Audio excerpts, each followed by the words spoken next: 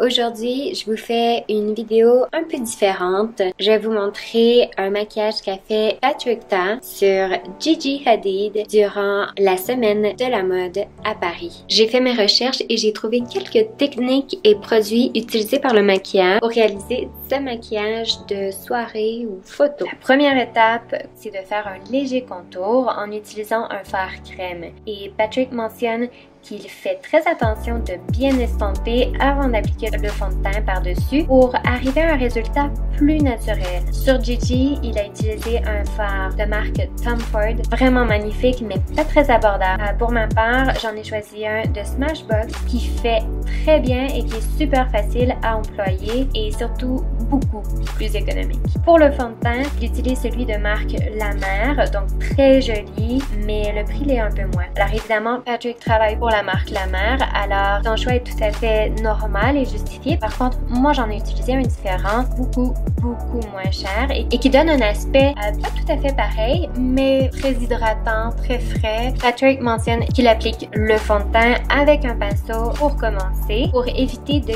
gaspiller le produit et ensuite il passe par-dessus avec une éponge humide en faisant de légères pressions. De cette façon-là, on va quand même bénéficier du beau fini que donne l'éponge à maquillage. Ensuite, Patrick illumine avec un correcteur d'environ 1 à 2 tons plus pâle que le fond de teint et il le place sur le dessus du nez, sous les yeux, sous forme de triangle inversé. Il en applique également au coin du nez parce qu'on a souvent des rougeurs à ces endroits-là. Et le dernier endroit où il en applique, c'est au centre du menton. Prochaine étape, il fixe légèrement le correcteur avec une poudre translucide et il prend son éponge à maquillage humide pour l'appliquer. Ensuite, il dit qu'il aime faire un peu de cuisson, donc la technique de maquillage, le baking, parce qu'il trouve que ça affine le visage tout en l'illuminant. Il applique la poudre fixatrice de maquillage sous les pommettes et il la laisse environ 10 minutes. Patrick a également appliqué la poudre au coin des yeux pour s'en servir comme guide durant l'application des fards à paupières. Juste avant de faire la méthode de cuisson, j'ai appliqué, tout comme Patrick, un peu de fard bronzant en poudre par-dessus les endroits où j'avais appliqué du contour. Pour les yeux, il utilise un fard bronzant. C'est une technique qu'il aime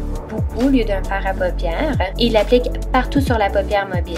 Ensuite, il fait un trait de eyeliner à l'aide d'un fard à paupières brun. Et puis, vous pouvez mouiller légèrement votre pinceau pour avoir une consistance plus liquide et plus de pigmentation aussi.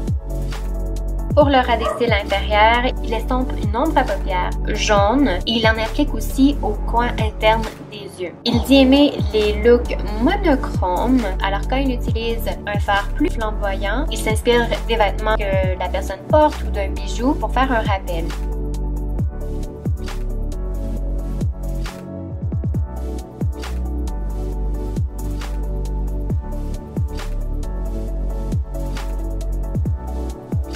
Il utilise son propre illuminateur, alors de sa marque, mais évidemment, prenez ce que vous avez.